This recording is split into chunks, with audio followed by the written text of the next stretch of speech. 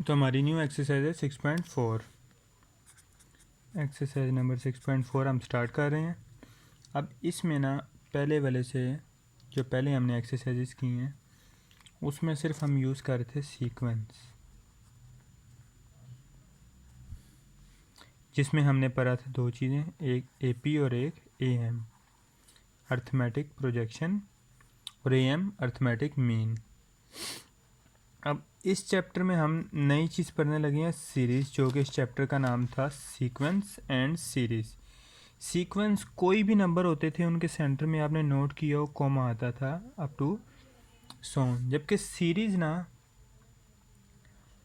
होती सेम है 1 2 3 4 up to सोन, सिर्फ इसमें कॉमे की बजाय सेंटर में पॉजिटिव या प्लस का साइन आता है। बाकी इसमें और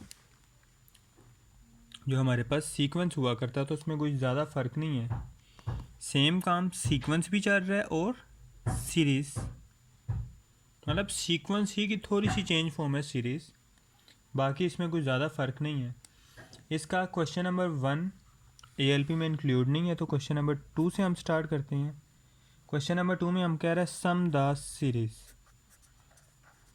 मतलब जो हमें पूरी सीरीज़ दी गई है उसका सम बताओ कि क्या होगा। इसका हमने पार्ट 2 करना है। उसकी स्टेटमेंट है 3/2 next plus 2/2 plus 2/2 up to so on 13 terms. वो कह रहा है हमारे पास हमने इसको प्लस करते जाना है अप टू 13 टर्म्स तक। हमें पता है कि इसे हम A1 शुरू से कहते आ रहे हैं, इसे A3 up to Son A13, मतलब A1 से लेके जो A13 तक प्रॉपर सारी जो हमारे पास टर्म्स हैं उनको क्या करना है, प्लस करना है। इसमें हमारे पास A1 क्या है, A1 है हमारे पास 3/2। फिर नेक्स्ट अगर हम देखें तो हमारे पास जो डिफरेंस है वो हम निकाल लेते हैं। डिफरेंस कैसे आएगा, (2 माइनस 3/2), इसका एलसीएम हो जाएगा, नीचे आएगा (2). ये (2) इस 2 से मल्टीप्लाई होगा तो आंसर आ जाएगा 2, और फिर ब्रैकेट में (2 का square minus 3 as it is का एज इट इज़। अब 2 का स्केयर क्यों है, क्योंकि ये (2) इस (2) से मल्टीप्लाई होगा, तो (2) का स्केयर आ गया और साथ 2 एज इट इज़ का एज इट इज़ आ गया। 2 टू द 4 माइनस 3/2, 4 माइनस 3 तो 1/2 हमारे पास जो है वो इसका क्या आ गया, डिफरेंस आ गया। अब नॉर्मली पिछली एक्सरसाइजेज जितनी हमने की हैं उसमें हमें n नंबर ऑफ टर्म्स बताना होता था या फिर निकालना होता था कि नंबर ऑफ टर्म्स हमारे पास कितनी आई हैं, लेकिन इसमें ऑलरेडी उसने हमें बता दिया कि n is equal to 13 terms उसने क्वेश्चन में जिक्र किया था कि टर्म्स हमारे पास 13 टर्म्स तक की सीरीज़ निकालनी है। डिफरेंस हमें पता है, A1 पता है हमें, n पता है। अब लास्ट टाइम हमने AN का जनरल फार्मूला पता था, अब एक SN का जनरल फार्मूला है, वो है n/2 ब्रैकेट में 2A1 plus n-1 into D. अब बुक्स में ना नॉर्मली यहाँ पे इसमें भी और जो हम फार्मूला यूज़ करते थे AN is equal to A1 plus n-1 into d, इसमें भी ये A1 की बजाय A यूज़ किया गया होगा। इसके लिए A1, इसके लिए भी A1 की बजाय A यूज़ किया गया होगा। तो आपको पता हो कि A1 जिस तरह x अगर इसके साथ 1 ना भी लिखा हो, हमें पता है ये 1x है, इसी तरह A1 के साथ 1 ना भी लिखा हो तो हमें पता है कि वो सिंपल A भी A1 ही है। तो थोड़ा सा इस बात पे फोकस कर लेना, ये नहीं कि हम गलत बता रहे हैं, जो बुक में ठीक लिखा है दोनों ही टर्म्स ठीक हैं, सिर्फ समझने की बात है कि किसने उसको किस तरीके से समझा है। अब ये हमारे पास जनरल फार्मूला आ गया, हमें सब की वैल्यूज़ पता है, A1 की भी पता है, n की भी पता है, d की भी पता है, तो ऑटोमेटिकली हमारे पास सम ऑफ सीरीज़ आ जाएगा। अब n की वैल्यू वो पुट करनी है put n is equal to 13, अब 13 पुट कर दिया, या पुट ऑल वैल्यूज़ लिख दो, पुट द वैल्यूज़, इस इक्वेशन 1 का नाम दे देंगे इन इक्वेशन 1। ये ज़्यादा बेहतर तौर पे समझ भी आ जाएगा और ज़्यादा बेहतर भी है। ए की वैल्यू हमारे पास थी स्क्वायर रूट 3/2 प्लस 13 माइनस 1, और ये हमारे पास थी 1/√2। जब इसे टोटली हम सोल्व करेंगे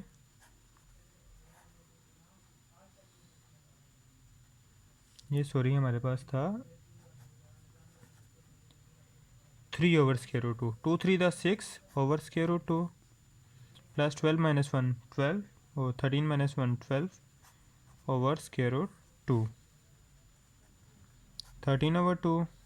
जब इसका एलसीएम होगा तो ये जगह 6 + 2 12/√2, 13/2, 6 + 12 18/√2। और जब हम इसे फाइनली मल्टीप्लाई करेंगे तो हमारे पास ओवरऑल आंसर आ जाएगा 117/√2 इंक्लूडिंग इसकी कटिंग, 2 × 2 2 9 द 18। तो ये ओवरऑल हमारे पास आंसर आ जाएगा। इसी तरह इसका हमें थर्ड पार्ट भी करना है, तो थर्ड पार्ट भी हम जिक्र कर लेते हैं इसमें। थर्ड पार्ट में वो हमें स्टेटमेंट दे रहा है 1.11 plus 1.41 plus 1.71 plus up to so on plus 8 10। अब पहली दफ़ा इन्होंने हमें सवाल में ही आप नोट करो तो ए की डायरेक्ट उन्होंने कहा है कि ये 8-10 टर्म है। नॉर्मली कम ही हमें इस तरह के सवाल देखने में मिलेंगे। उन्होंने डायरेक्टली 8-10 का जिक्र किया, मीन 10th टर्म तक हमने इसको क्या करना है, सम करना है। A1 हमें पता है क्या है 1.11। दूसरी बात है डिफरेंस हम निकाल लेंगे 1.41 माइनस 1.11 इज इक्वल टू, ये आ जाएगा 0.30। n हमारे पास उसने कहा है कि 10th टर्म तक निकालना है, तो n is equal to 10। Formula हमें पता है, तो ये हमारे लिए काफ़ी आसान हो जाएगी एक्सरसाइज, क्योंकि इसमें भी सिर्फ एक आध फॉर्मूला ही दिया गया है जो इजीली हम याद कर सकते हैं। और अच्छा, अगर आपने an का फॉर्मूला अच्छे से पढ़ा हो तो उसमें क्या था, an is equal to a1 plus n-1 into d. इसको और इसको कंपेयर करो तो ज़्यादा फ़र्क नहीं है। a1 के साथ 2 लग गया है और बाहर ब्रैकेट में n/2 लग गया, बाकी सारा फॉर्मूला एज इट इज़ का एज इट इज़ है। मतलब 2 से मल्टीप्लाई हुआ है और बाहर 2 से डिवाइड हो गया है, 2 से मल्टीप्लाई बाहर n/2 से डिवाइड, बाकी सारा फार्मूला इसका सेम है, तो कोई इसमें ज़्यादा बात नहीं है। सिंपल इनकी वैल्यूज़ पुट कर रहे हैं हम यहाँ पे, 2 इंटू 1.11 प्लस 10 माइनस 1 इंटू 0.30, 10/2। जब 2 1.1 से मल्टीप्लाई हुआ 2.22 प्लस यहाँ पे बचा 9, और जब 9.30 से मल्टीप्लाई हुआ तो आंसर है हमारे पास 2.70। जो फाइनल फिगर बचा वो हमारे पास आ गया 5, और यहाँ पे आ गया 4.92। तो हमारे पास इसका आंसर है 24.60। ये हमारे पास S n sum of all series in 10 series तक। उसके बाद हम आगे आते हैं। आगे हमें इसी का क्वेश्चन नंबर 1 का पार्ट 5 करना है, तो ये डिस्कस कर लेते हैं। इसमें हमारे पास statement x minus A plus x plus a plus x plus 3 है plus up to so on nth term. अब ये थोड़ा सा पहले वाले से ज़्यादा कॉम्प्लेक्स है, क्योंकि इसमें हमें उसने डायरेक्टली कहा है कि हमने nth टर्म तक डिस्कस करना है। अब इसमें हमारे पास जो a1 है वो क्या है, वो है x माइनस ए, जो है हमारे पास n है। n तो सीधे सीधे उसने कह दिया nth टर्म तक, तो n is equal to n ही है, मीन n की बजाय हमने सिर्फ n ही पुट करना है। और जो डिफरेंस है वो हम निकाल लेते हैं x plus A minus first term. Bracket use करने का मकसद ये है ताकि साइन चेंज करते हुए आप लोगों से कोई किसी किस्म की गलती ना हो, या गलती की गुंजाइश कम से कम हो। तो डिफरेंस हमारा आ गया 2a, फॉर्मूला में पुट कर देते हैं हम।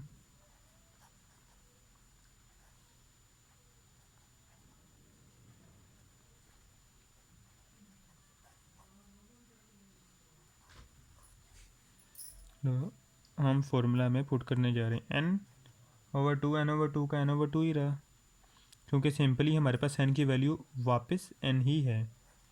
2a1 हमारे पास क्या है x माइनस ए प्लस n, दोबारा n का n ही है, n minus one into 2a। अब अगर देखा जाए यहाँ से 2 कॉमन आ रहा है, दोनों में से 2 कॉमन ले लिया हमने, 2 इस नीचे वाले 2 से कैंसिल आउट हो गया। अंदर हमारे पास बच रहा है simple x minus A plus n minus one into A. और अगर इसे मज़ीद थोड़ा सा सॉल्व करें तो हमारे पास बचते हैं n x माइनस ए, ये इससे मल्टीप्लाई हो रहा है तो प्लस सी एन माइनस ए।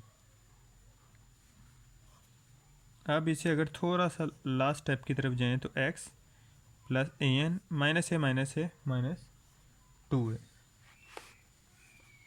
और अब अगर देखा जाए तो इन दोनों में से a कॉमन आ रहा है, तो x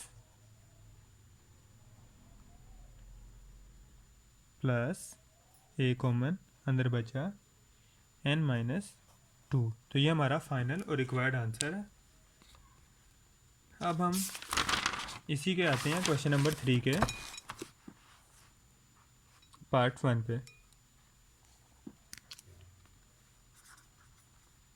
तो क्वेश्चन नंबर 3 का हमारे पास पार्ट 1 है -7 plus -5 plus -3 plus up to so on amount. अब इसमें वो हमें ये कह रहा है कि -7 से हमने सीरीज़ स्टार्ट करनी है और इस सीरीज़ को कम करते करते हर दफ़ा 2 ऐड करते जाना है, -5 -3 अप टू सो ऑन। ये आंसर कहाँ तक आएगा 65 तक। और देखा जाए तो ऐसा पॉसिबल भी है क्योंकि ओड नंबर ही चलते जा रहे हैं और ओड पे ही एंड हो रहा है। थोड़ा सा इसे सॉल्व कर लेते हैं। इसमें हमारे पास a1 -7, हमारे पास d है, डिफरेंस क्या है सेकंड माइनस फर्स्ट, सेकंड क्या है -5 माइनस, और फर्स्ट क्या है -7, -5 प्लस 7, तो डिफरेंस है हमारे पास 2 का। जो nth टर्म है वो हमें बता दी गई है। अब इसमें हमें nth टर्म नहीं बताई, हमें nth टर्म बतानी है कौन सी है। वो कह रहा है how many terms of the series. हमारे पास अगर स्टेटमेंट उसकी हम देख लें, हाउ मैनी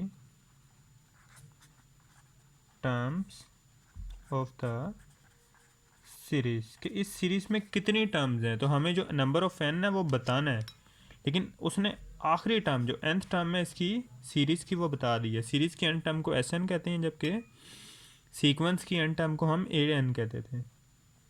इसका आंसर क्या है 65। फॉर्मूला सेम है, Sn is equal to n over 2 bracket 2a plus n minus 1 into d. Sn values put कर दी हमने सबकी, 65 n ओवर 2, जो हमारे पास 2 आ गया, a की वैल्यू आ गई -7 प्लस n की वैल्यू एज यूजुअल हमें नहीं पता है इस सवाल में, और डिफरेंस हमारे पास 2 का आ गया।